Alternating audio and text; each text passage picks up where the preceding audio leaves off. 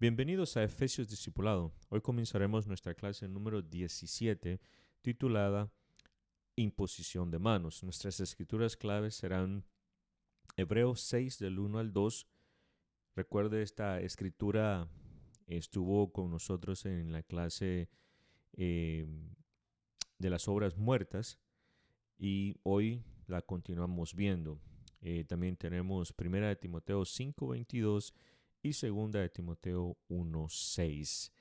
Vamos a analizar brevemente 1 de Timoteo 5:22 y dice así. 1 Timoteo 5:22 dice: no impongas las manos sobre nadie con ligereza, compartiendo así la responsabilidad por los pecados de otros. Guárdate libre de pecar. El primer consejo que le da el apóstol Pablo a su amado Timoteo es: no impongas las manos sobre nadie con ligereza. Ligereza es esa facilidad, es esa forma de hacerlo sin meditar las consecuencias que vienen.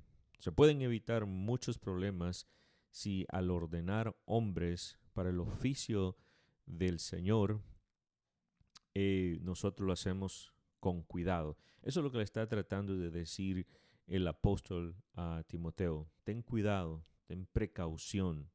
Por eso el apóstol continúa en el versículo y le dice: no impongas las manos para ordenación a ninguno con precipitación, ni te hagas partícipe de los pecados de los demás.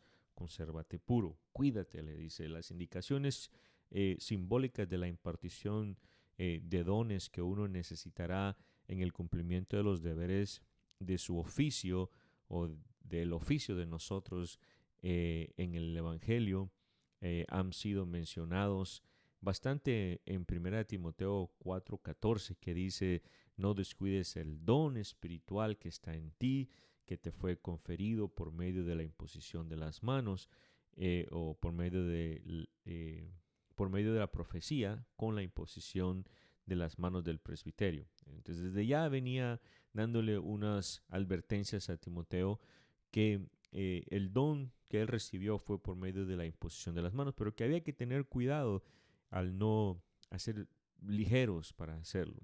Y también se menciona en 2 de Timoteo 1:6.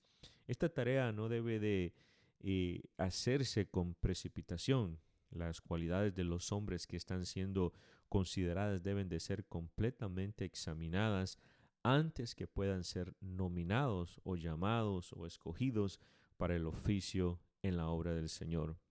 Esto está también en armonía con lo que el apóstol está diciendo en 1 Timoteo 3:2 en cuanto eh, a los obispos, que deben de ser pues hombres irreprochables, maridos de una sola mujer, sobrios, prudentes de conducta, decorosos, hospitalarios, actos para la enseñanza. Y asimismo en el verso 7 y el 10 vemos todas estas requerimientos de qué garantías buscar, qué requisitos buscar en estas personas antes de que se impongan las manos, porque la imposición de manos es algo muy serio, muy importante en toda la Biblia, y lo vamos a estar viendo más adelante. La ordenación sin una cuidadosa investigación previa haría que Timoteo cometiera muchos males al escoger ancianos, pastores, líderes dentro de la congregación. Eso es lo que le está diciendo prácticamente el apóstol a Timoteo, que era un joven pastor. Ten cuidado, tienes que buscar las características de estas personas que estén basadas a la palabra que te he dado. No se vayan a la ligera poniendo manos sobre esas personas. ¿Y por qué hacemos todo este énfasis, toda esta entrada? Es porque la imposición de manos es algo muy serio y muy importante, y tenemos que considerar que cada vez que nosotros hagamos un acto de estos, estamos llevando una gran responsabilidad al imponer manos sobre otras personas para asignarlos, para reconocerlos o ponerlos en el ministerio. Una vez un líder o un pastor pone a un líder que no estaba preparado, lo unge, impone manos, este pastor o este líder está llevando gran responsabilidad en sí mismo, porque esta persona, si no fue examinada rígidamente en cuanto a su conducta, su estilo de vida, su vida moral, entonces puede ocasionar mucho daño en la congregación más que ayudar. Entonces, como introducción, nosotros tenemos estas definiciones. Recordemos que el llamamiento del Espíritu Santo es de seguir a la madurez. Para que esto ocurra, debemos tener nuestros fundamentos espirituales bien cimentados. ¿Se acuerdan que hablamos de los fundamentos, de poner buenos fundamentos? Aquí está en Hebreos. La doctrina de la imposición de las manos es una progresión de las primeras tres verdades fundamentales. Ahí lo vemos que está entre aquellas verdades de fundamentos que vimos en Hebreos 6, 1 y 2. Usted puede ir a este versículo y darse cuenta que está entre las clases, entre las enseñanzas doctrinales que se deben de ver, porque son así de importantes. Está entre las primeras tres, porque esta verdad vuelve a dirigir la atención de nosotros mismos a los demás para que podamos ser, dice aquí, instrumentos de la bendición de Cristo. Estamos explicando acerca o dando una breve introducción acerca de la imposición de las manos. Vamos a continuar llenando aquí.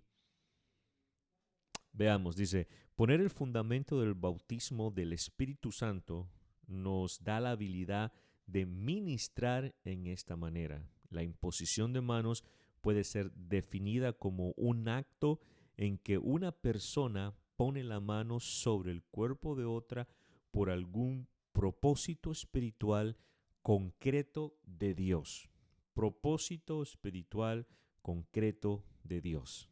Estas son palabras claves, hermanos, porque, escuche, propósito espiritual no tiene que ver nada de lo carnal. No nos interesan los propósitos carnales, no nos interesan habilidades carnales, nos importan las habilidades espirituales y que sean concretas de parte de Dios. Por eso es que hablábamos al principio en la introducción en 1 Timoteo 5:22, que el apóstol exhorta a Timoteo a que no sea tan ligero, que no vaya tan rápido imponiendo sus manos para apartar personas para el ministerio. Normalmente este acto va acompañado de oración, de dar una palabra profética o de ambos, ¿verdad? Estas son las señales cuando imponemos manos para apartar a alguien para el propósito concreto de Dios. Entonces, dando esa pequeña introducción, pasaríamos a la primera parte del tema, que es algunos ejemplos del Antiguo Testamento, y vamos a poner eh, las partes que tenemos que llenar.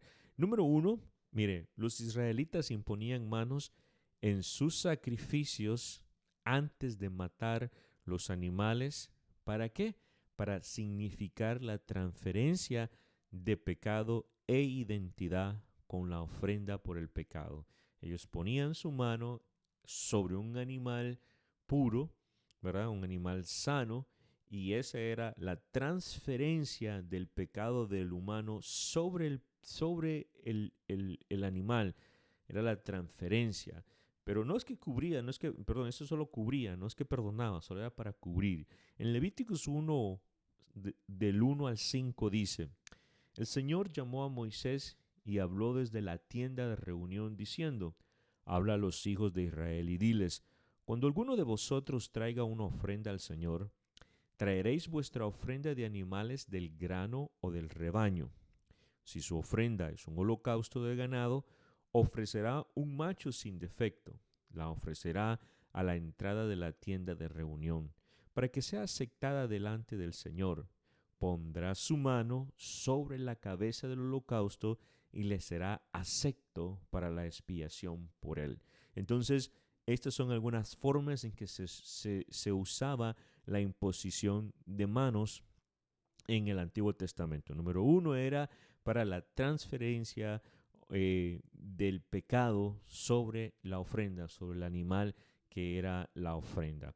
Amén. También, en el verso 5, se me estaba escapando acá, dice, entonces degollará al novillo delante del Señor, y los sacerdotes hijos de Aarón ofrecerán la sangre y la rociarán por todos lados sobre el altar que está a la entrada de la tienda de la reunión. Esto tipifica la sangre de Jesucristo, ¿verdad? Cuando viene después el sacrificio grande y perfecto allá en el Nuevo Testamento. Otra de las formas o otro ejemplo que vemos es en Génesis 48:14, cuando Jacob o Israel impartió una bendición a Efraín y Manasés, los hijos de José, por la imposición de manos que incluía una palabra profética. Entonces, ¿qué vemos? En el Antiguo Testamento primero se utilizó la imposición de manos para transferencia de pecado. También se utilizó para dar una bendición o impartir una bendición y también incluir una palabra profética. Vemos ahí Génesis 48:14 dice, pero Israel extendió, o sea, Jacob, pero Israel extendió su mano, extendió su derecha y la puso sobre la cabeza de Efraín, que era el menor, y su izquierda sobre la cabeza de Manasés, cruzando sus manos, aunque Manasés era el primogénito. Y aquí, si usted lee esta escritura, si usted lee todo el capítulo, lo que continúa después, vemos a un José molesto, porque la imposición de manos era la bendición, y por medio de la imposición de manos era algo importante. José sabía lo que estaba haciendo. Jacob estaba derramando la bendición y como señal la imposición de manos, pero lo estaba haciendo al revés, lo estaba haciendo de una forma equivocada, no como se hacía en aquellos tiempos, que el mayor recibía la bendición y que más grande, y la siguiente bendición menos grande o con un menos nivel de beneficio era para el segundo, y así sucesivamente. En este caso, Jacob lo hizo de la forma equivocada de acuerdo a José, pero Jacob le dijo, sé lo que estoy haciendo, le dice. Entonces aquí se utilizó la impartición,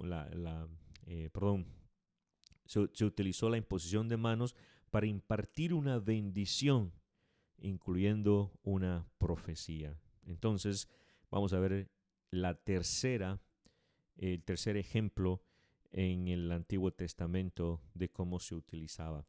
Cuando Moisés comisionó a Josué para la imposición de manos, impartiéndole su autoridad y sabiduría. Aquí vemos la transferencia de liderato y transición de una medida de sabiduría y honra para poner a Josué en condiciones de ser el líder. Aquí vemos que la imposición de manos se utilizó para la transferencia de liderato, ¿verdad? Por eso es que algunos pastores, cuando están a punto de hacerse un lado, pastores ancianos, porque ya están cansados, porque ya no tienen la misma vitalidad, imponen sus manos dándole esa transferencia de liderato a los nuevos pastores que vienen. Amén. Entonces, cuando la Escritura nos habla de esto, nos habla en Josué 1, 16 y 17, y dice, y ellos respondieron a Josué diciendo, mire, haremos todo lo que nos has mandado, y a donde quiera que nos envíes iremos.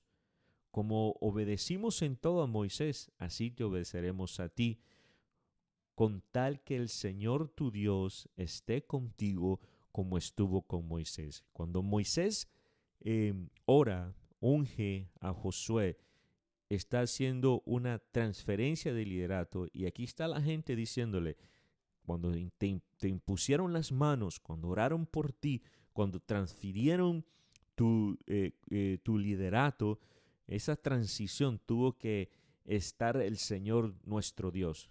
Si el Señor nuestro Dios está contigo como estuvo con Moisés, te seguimos. Entonces podemos ver, mis hermanos, que también la imposición de manos ha servido para transferir este liderato de una generación a otra o de un ministerio a otro. Así fue utilizado en el Antiguo Testamento la imposición de las manos. Luego vamos a ver la imposición de las manos en el Nuevo Testamento y aquí tendremos un par de ejemplos de los cuales vamos a discutir un poquito más. Nuestro primero es cuando Jesús impartió sanidad por la imposición de las manos. Las escrituras que tenemos ahí, tenemos a Lucas 4:14 y Lucas 13:13 y dice, vamos a ver lo que dice las escrituras para poder entender cómo el Señor impartió sanidad por medio de la imposición de manos. Al ponerse el sol, dice Lucas 4:14, al ponerse el sol, todos los que tenían enfermos de diversas enfermedades se los llevaron a él, o sea, a Jesús, y poniendo él las manos sobre cada uno de ellos, los sanaba. Verso 41. Y también de muchos salían demonios, gritando y diciendo, tú eres el Hijo de Dios. Pero reprendiéndoles, no les permitía hablar, porque no sabían que Él era el Cristo. Entonces vemos cómo el Señor Jesús pasó sobre cada persona imponiendo sus manos para orar por ellos, para ministrarlos, para sanarlos, y lo hacía a través de la imposición de manos. Esto es una forma en que se utilizó por medio del Señor Jesús. También los ancianos han de ungir con aceite, y, o sea, con sus manos y orar por sanidad. Eso lo vimos en Santiago 5:14 al 16. Ya esto es un versículo muy famoso, muy clave dentro de nuestras congregaciones. Vemos aquí donde dice, ¿está alguno entre vosotros enfermo? Que llame a los ancianos de la iglesia y que ellos oren por él, ungiéndolo con aceite en el nombre del Señor. Y la oración de fe restaurará al enfermo y el Señor lo levantará, y si ha cometido pecado le serán perdonados. Verso 16, por tanto, confesaos vuestros pecados unos a otros y orad unos por otros para que seáis sanados. La oración eficaz del justo puede mucho. Entonces aquí vemos que cuando alguien está enfermo, se llama a los ancianos de acuerdo al consejo de Santiago, y los ancianos que están autorizados, que fueron ungidos por el pastor, en este caso en nuestra iglesia, pues tienen la autoridad de ir a orar por los enfermos, porque ellos al igual recibieron por medio de la imposición de manos la autoridad de nuestro pastor. Amén. También los creyentes son animados para impartir sanidad por medio de la imposición de las manos. Y ahí vemos, vamos a ver Marcos 16, 17 al 18, y dice así, y estas señales acompañarán a los que han creído, en mi nombre echarán fuera demonios, hablarán en nuevas lenguas, tomarán serpientes en las manos, y aunque beban algo mortífero no les hará daño, sobre las enfermedades pondrán sus manos y se pondrán bien. También en Hechos 9:17 dice, y Ananías fue y entró en la casa, y después de poner las manos sobre él, dijo, hermano Saulo, el Señor Jesús, que te ha aparecido en el camino por donde venías, me ha enviado para que recobres la vista y seas lleno del Espíritu Santo. Y también la otra escritura que tenemos ahí, Hechos 28, 8 y 9, dice, y sucedió que el padre de Publio yacía en cama enfermo con fiebre y disentería, y Pablo entró a verlo, y después de orar puso sus manos sobre él y lo sanó. Cuando esto sucedió, la gente se volvió, hermanos, loca. Todos querían que Pablo impusiera sus manos para ser sanos. Amén. Esto demuestra la práctica de aquello. Amén. Vamos a seguir. Quiero que me den un segundito, hermanos.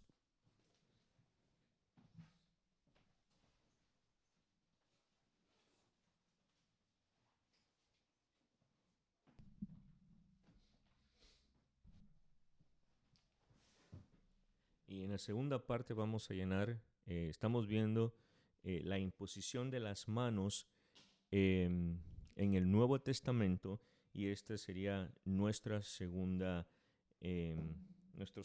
caso que vamos a ver aquí.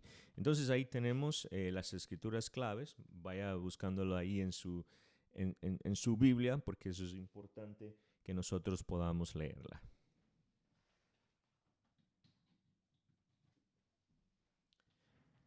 Tenemos la primera: Jesús impartió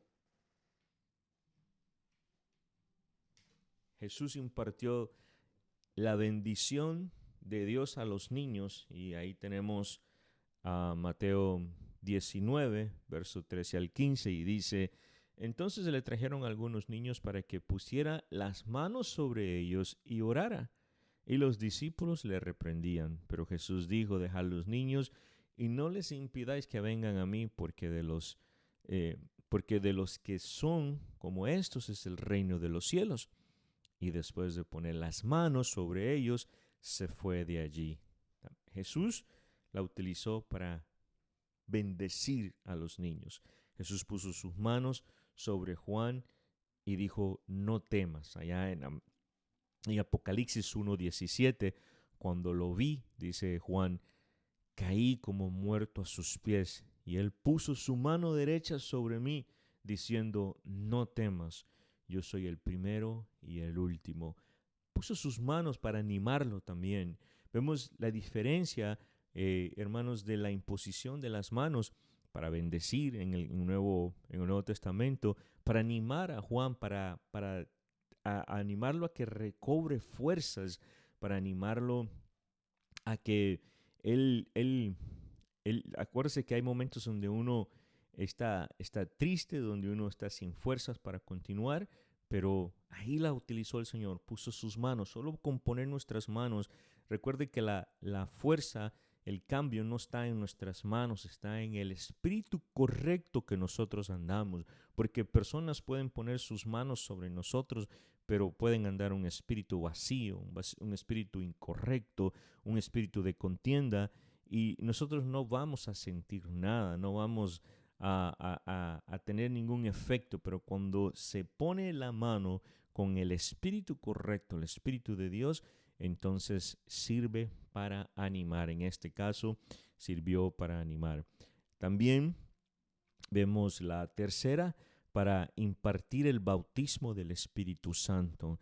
Esta escritura es muy importante. Las próximas tres escrituras que vienen o que tenemos aquí, Hechos 8, 14 al 24, Hechos 9, 10 al 17 y Hechos 19, 6, son importantísimas, porque no las tenemos que tomar a la ligera, sino analicemos las escrituras, analicemos las situaciones, analicemos el entorno y el contexto de ellas. Amén. Entonces, el punto número 3, para impartir el bautismo del Espíritu Santo. Los creyentes en general, así como a los líderes, estaban involucrados en impartir el bautismo del Espíritu Santo por medio de la imposición de las manos. Y tenemos aquí la primera escritura. Aquí vemos a Juan y Pedro en Samaria, y dice así la escritura. Leemos Hechos 8, 14 hasta el 25. Sé que son varios, pero estudiemos todo el contexto de una forma breve y rápida.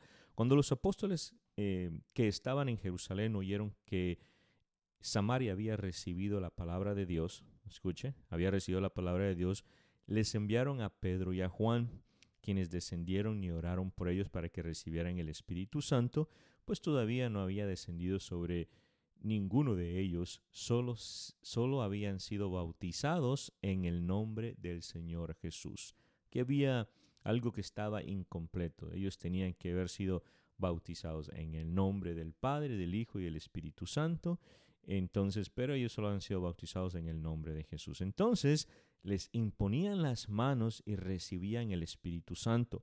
Cuando Simón vio que el Espíritu se daba por la imposición de las manos de los apóstoles, les ofreció dinero, diciendo: dame también a mí esta autoridad, de manera que todo aquel que sobre quien ponga mis manos reciba el Espíritu Santo.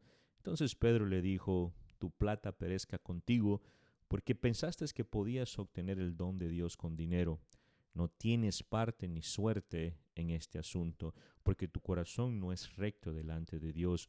Por tanto, arrepiéntete de esta maldad, ruega al Señor que, si es posible, se te perdone el intento de tu corazón, porque veo que porque veo que estás en hiel de amargura, en cadena de iniquidad.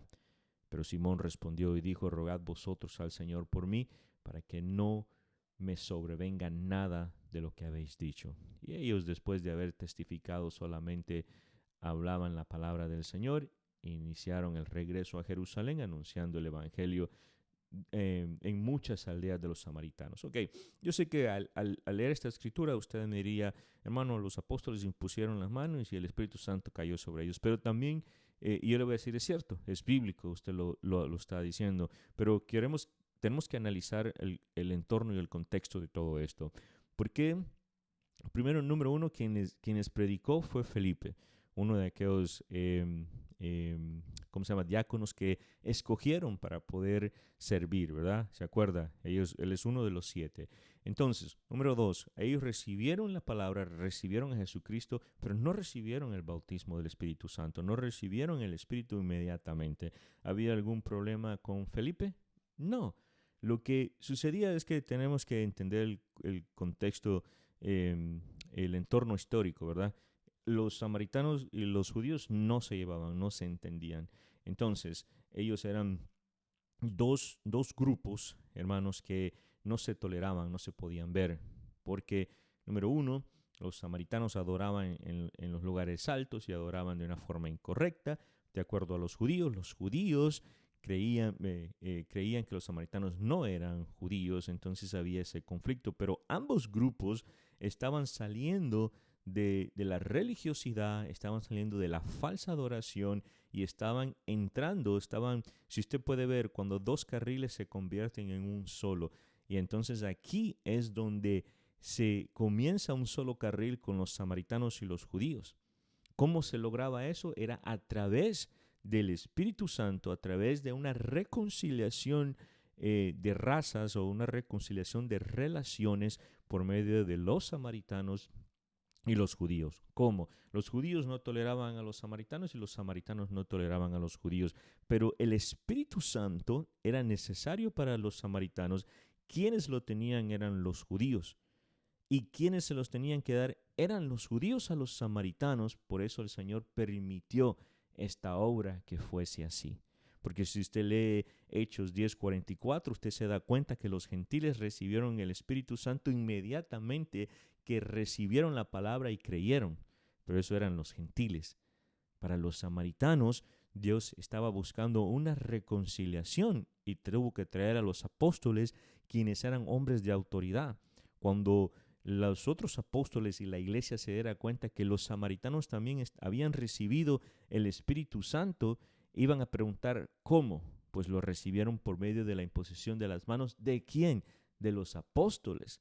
Entonces esto iba a traer una solidez en la relación de ellos. Ese es el primer punto que debemos de analizar. No solamente tomarlo a la ligera y creer que es un método para hacerlo, porque, vuelvo, si usted lee Hechos 10:44, se da cuenta que ahí no hubo necesidad de imponer las manos. Si usted lee Hechos en el capítulo 2, donde desciende el Espíritu Santo, nadie impuso manos sobre nadie. El Espíritu cayó sobre aquellas personas que habían creído en el nombre de Jesús. Otro punto a tener cuidado aquí, cuando con ligereza creemos que que el Espíritu Santo siempre se va a recibir por medio de la imposición de manos, es que debemos de cuidarnos de personas como este mago Simón, que él intentó comprar esta forma de dar el Espíritu Santo creyendo que se podía lucrar. De esas cosas nos tenemos que cuidar, de aquellos predicadores, de aquellos evangelistas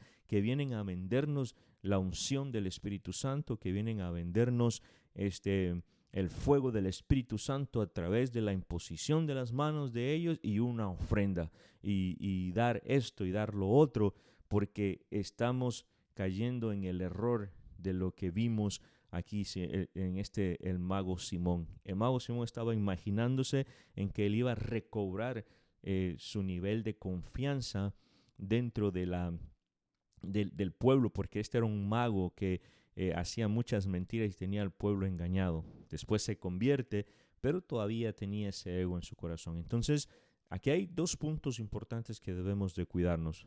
Número uno es ver la reconciliación, que por eso el Señor para mí es una de las formas de interpretar la reconciliación que el Señor hizo por medio del Espíritu Santo con estos dos grupos, judíos y samaritanos. Y lo otro es que nos cuidemos porque pueden venir hombres como este mago a querernos vender algo que es gratuitamente, que recibimos gratuitamente el día en que usted creyó en el Evangelio de Cristo Jesús. Amén.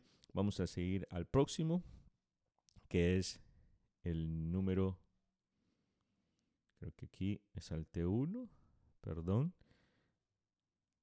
Ok, aquí impresión de, ok, sí, ok. Vamos a seguir el número 4, los dones del Espíritu. Bueno, también teníamos Hechos, ¿verdad? Aquí atrás teníamos Hechos 9 del 10 al 17. Perdón, Hechos 8, 14 al 24 fue el que vimos ahorita. Hechos 9 del 10 al 17. Del 10 al 17 es aquella escritura donde Pablo recibe el don también del Espíritu Santo. Ok, perdón, hermanos.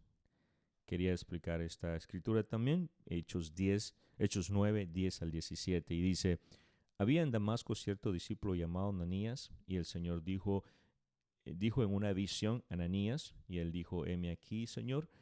Y el Señor le dijo: levántate, ve a la calle que se llama Derecha y pregunta en la casa de Judas por un hombre de Tarso llamado Saulo, porque aquí está orando y ha visto en una visión a un hombre llamado Ananías, que entra y pone sus manos sobre él para que recobre la vista. Pero Ananías respondió: Señor, he oído mucho acerca de este hombre, cuánto mal ha hecho a tus santos en Jerusalén, y aquí tiene autoridad de los principales sacerdotes para prender a todos los que invocan el nombre del Señor. Pero el Señor le dijo: ve, porque él me es un instrumento escogido para llevar mi nombre, en presencia de los gentiles, de los reyes y de los hijos de Israel. Porque yo le mostraré cuánto debe perecer por mi nombre. Ananías fue, entró en la casa, después de poner las manos sobre él, dijo: hermano Saulo, el Señor Jesús, que se te apareció en el camino por donde venías, me ha enviado para que recobres la vista y seas lleno del Espíritu Santo. Aquí también es otro de los casos especiales de los cuales tenemos que analizar el entorno y la situación que se está llevando. Número uno, pues Pablo tenía una fama de perseguidor, de castigador para los hijos de Dios. Entonces imagínense que él tuvo un encuentro con el Señor en el camino. No imagínense si no piense, pero ¿quién es el testigo de que este hombre realmente ya cambió? ¿Quién da palabra de este hombre si el único testimonio que se conoce o la fama que él tiene es de ser un hombre perseguidor que atrapa a los cristianos, los lleva ante el concilio, les quitan todo lo que tienen, los castigan? Se necesitaba una introducción para que entrara junto con los apóstoles, para que entrara junto a aquellos hombres valientes que estaban predicando el evangelio. Entonces envían a un hombre de Dios, como lo es Ananías, y instruido por Dios. Aquí vemos la unidad del Espíritu Santo. También Pablo está orando y recibe la revelación de que va a llegar un hombre llamado Ananías. Y Ananías le habla el Señor por medio del Espíritu Santo en visión y le dice, ve y ora por este hombre que se llama Pablo. Entonces vemos que es una forma de introducir, de darle de darle la introducción con los apóstoles y con los hijos de Dios, con los creyentes de aquel entonces, para los apóstoles decirle, este es un hombre que ha recibido un cambio. Amén. Entonces, esa es la forma en que el Señor operó. Yo siempre creo que no vamos a atarle las manos al Señor, a Dios, de que de una sola forma va a operar. Pero también tenemos que ser cuidadosos, como dice en primera de Timoteo 5:22, no ir tan ligeros a imponer nuestras manos. Amén.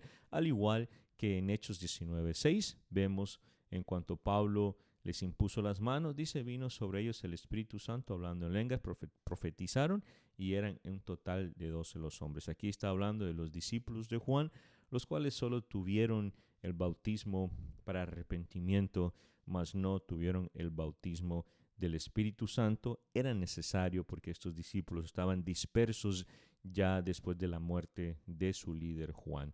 Amén. Todo tiene una explicación, todo tiene una forma de ser. La Biblia no ha sido para que nosotros creamos que es difícil de interpretar. Cuando la estudiamos nos damos cuenta de sus riquezas. Continuamos. El punto número 4, para impartir dones espirituales. Para impartir dones espirituales, y vemos aquí 1 Timoteo 4:14, dice, no descuides el don espiritual que está en ti, que te fue conferido por medio de la profecía, con la imposición de manos del presbiterio. O sea que Timoteo obtuvo su don por medio de la imposición de manos que obtuvo a través, hermanos, del presbiterio. El presbiterio son los líderes de la iglesia, como Pablo y todos los que estaban en su alrededor.